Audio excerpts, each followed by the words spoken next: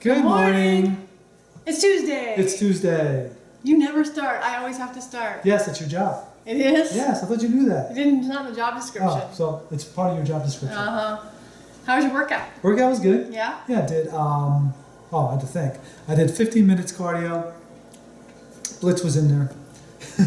And I did back and biceps.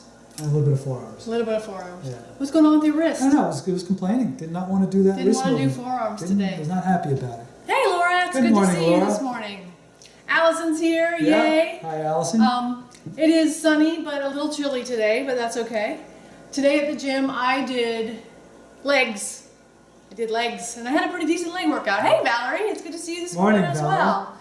And it's not a fasting day, yay! Yay! So we just started making our oatmeal. Running a little late today. Yeah, we were looking up some last minute things for you. So I wanted to talk to you about Eskimos. Eskimos. Because that is the argument, and I get it all the time. I hear it all the time. I'm sure you do too. Mm-hmm. People use the Eskimos as evidence that eating basically a high-fat diet is fine and Right. healthy and good for you. Right. So they kind of set the Eskimos up on this pedestal and say, see, they do it, so it's good for you. Right. So we wanted to give you some background as to where that myth came from and why it's not true. So when someone says that to you, you have the ability to say, well, let's look at the facts. So go ahead. I was just on a side note, one of the sad things that I was researching and I found out is that the dietetic and medical experts have uncritically accepted the theory of the omega-3 in the fish in the face of libraries full of contradictory evidence that basically say no. And my doctor just told me I should be taking fish oil, so I'm going to Right. have to send her some articles Yeah. because I cannot believe she's recommending that. I think it's a terrible idea. Yeah. So, but let's start with where did this come from? Where did this idea that the Eskimos are healthy and fish oil is good for you, where did it come from? So there's some Danish researchers, Bang and Dreyerberg, that went to study the Greenland Eskimos. And they came back with a paper that basically said the Eskimos have low heart disease and fish oil is the reason. Now the problem with that is they didn't actually study heart disease. They didn't actually do any research. They didn't do any like mortem stuff. They didn't look at it. They just carte blanche accepted that they had low heart disease and then started looking for a reason, an excuse to justify how they ate this terrible, terrible diet and had low heart disease. And since then, there has been tons and tons and tons of research done showing the Eskimos do have heart disease. Good morning, Ruth. They absolutely do have heart disease. They have Eskimo mummies, frozen mummies from 1,000 years ago that show evidence of heart disease. And the other thing is, Eskimos don't live that long. No. They live to be about 60. Right. So as opposed to those in the Western diet. Now here's a funny thing. When the Western diet started reaching the Eskimos, it actually made them healthier. Now you know that if processed food and the nonsense that is the standard American diet makes you healthier, what you were eating before must be really bad for you. As I saw, it basically says that they were living on the cusp of being nutrient deprived. Like they always played that fine line between non-existence and existence. And they were forced to. It wasn't like they had an option. Go ahead. I was going to say that they did spend 2 months a year foraging for plants when they could, but that was about the extent of how much time they had to find plant food. Now you might think that they spent the other 10 months of the year in ketosis, and that's the argument that the keto people make, that they spent it in ketosis, but that's actually not true. Right. Because tell them what you found. What I found, it says that eating raw meat individually provided Eskimos with enough carbohydrates in the form of glycogen found in the muscles in the liver to meet their necessary nutrient requirements and keep them out of the starvation condition called ketosis. So they were not. We talked to you yesterday about how when you switch from the keto diet to eating carbs again, you're going to gain weight because your body replenishes your glycogen levels in your muscles. So it turns out that glycogen, which is carbs being stored, that they were finding in fish in their livers and their muscles, were what were keeping them out of ketosis and keeping them from starving to death in the 10 months. So when people say you don't need carbs, they're wrong. The Eskimos are absolutely eating carbs. They're just processed carbs because they're eating them from fish. And they're on a very high calorie diet because they need the nutrients. So they're 3,100 calories a day is their survival level of calories, which for even on a standard American diet, although we eat way more than we should be around 2,200 to 2,300. Right. And the facts are, when you actually go and study the Eskimos and look at them when they're in their cultural way of eating, they have twice the fatal stroke rate. And they, like I said, they only live to be 60. So when people say, oh, it's healthy for you to eat the way the Eskimos did, no, you can survive that way on the short term and not eating just fat. You absolutely need the glycogen that's in the muscles because you have to have carbs. So it's just, I mean, think about it. So crazy. when they did those autopsies, they found that they had hardening of arteries in the brain, the heart, and the limbs. So basically, that's why they're not living past 60. And the article that I read actually talks to the extraordinary ability of the human body to survive for a certain length of time on just about any kind of nutrient you give it, right? Any kind of food you give it. But in the end, the longevity is where the question is, the thing that we always talk about. It's all about longevity and health through longevity. Exactly. And so you may be wondering if the facts are out there that this is not, the Eskimos diet was not healthy, fish oil isn't a thing, it doesn't help you in the way that it's, why is it still happening? And the reason it's happening is because this original article by Berg and Bang and Dreyerberg is still being quoted. And so they're still quoting this article that has been disproven. And so we're looking at a lot of confirmation bias. There are like 50,000 articles out there that quote this study that has been disproven. And so you end up with people are placing a hypothesis on something that isn't true, it's been proven not to be true, and then trying to find data to prove that hypothesis. So you end up with confirmation bias.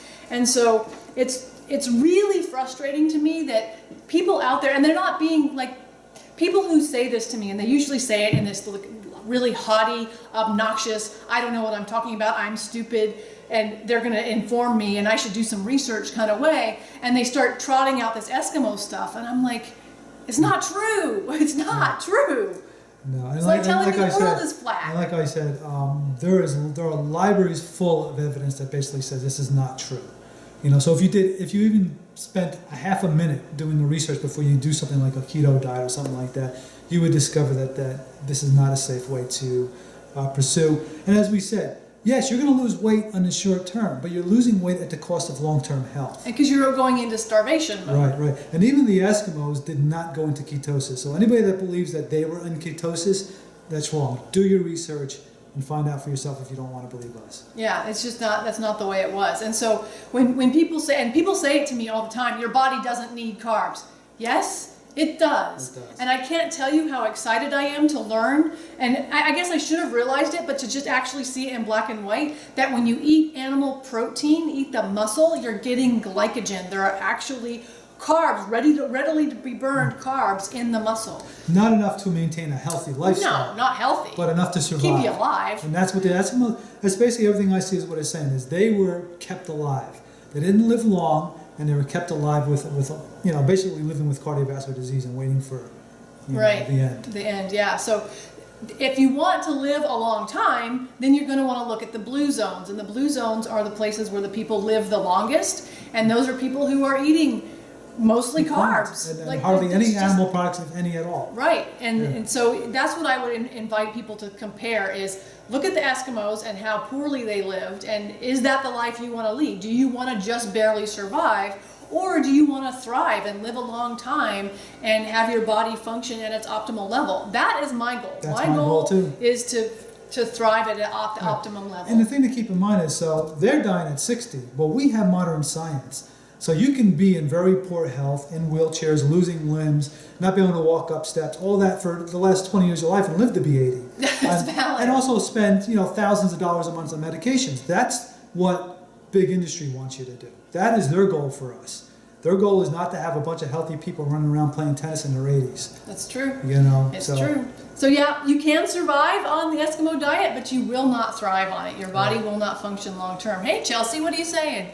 Eating muscle from another being. I know, it's not a good idea. It's bizarre. It's not a great, get your carbs somewhere else. Yes. But anyone who tells you that the Eskimos are proof that the human body doesn't need carbs is wrong. Right. They are mistaken. Right. They have been led astray, I guess. So, And sometimes it's by the medical professional, the dietitian, because they are believing the hype.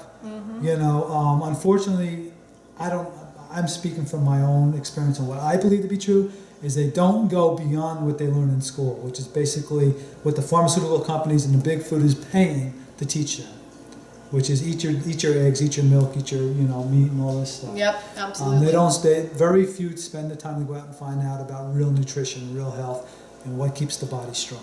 I don't think they're actively trying to make people sick. I think They just don't know. They don't know, and I mean, I said this to someone the other day. When was the last time you saw a doctor that you would say was in optimum health, that their optimum weight was in great shape, and were living their best life? My last 3 doctors are overweight. I mean, and some very extreme. Yeah, she's going to pass on eating all of that stuff. I agree with you, Chelsea. I Yes. pass on it too. We're right there with you. Did you have anything else you wanted to add about the Eskimo myth? No, just understand it's a myth, And anybody that tells you otherwise, say, you know what? All you have to do is just type in Eskimo longevity and their diet, and you'll find all the really peer-reviewed science you need to know that it is not a healthy way to go. It's not a healthy way. It's not a good option. It'll keep you alive, but not well, and not for long. So, I think that's all I've got for them about Eskimos. Right. We will probably post that article, at least the one I saw, on the community page today. Yeah. So if you're not a member, please become so, and you'll get access to a lot of other things that we don't have time enough, quite honestly, to share in these lives. Yeah. So if you go to rnrjourney.com, you can become a member of the community page, and we post all that stuff on there. Please make sure that you're liking and sharing and letting other people know, because we cannot break down these myths if we don't get people to kind of hear the message. Right. So, and you guys are part of helping us be able to do that. Exactly. You're welcome, Allison. You're welcome, Allison. 64% of cardiologists die from heart disease. I know, they die at the same rate of heart disease that everybody else does. If you go to YouTube, there's a doctor, a cardiologist out there that does a talk that talks about there are 2 types of cardiologists. Vegans and ones that haven't read the science. That's exactly true. Yes. Yep. And if you watch us regularly, we have a webinar at howtofeedahuman.com. You can watch that and get access to the masterclass. And if you haven't gone over to rnrjourney.com and joined our newsletter, make sure you do that. Our newsletter goes out on Wednesday morning, so I'm going to be writing one today to send you guys for tomorrow. So make sure that you've joined us. Right. Anything else? No, I think that's all it. right. Like, share, subscribe, all that stuff. And so with that, we will say, eat real food, Mostly plants. Have a great day, guys. Have a good one. We'll see you tomorrow.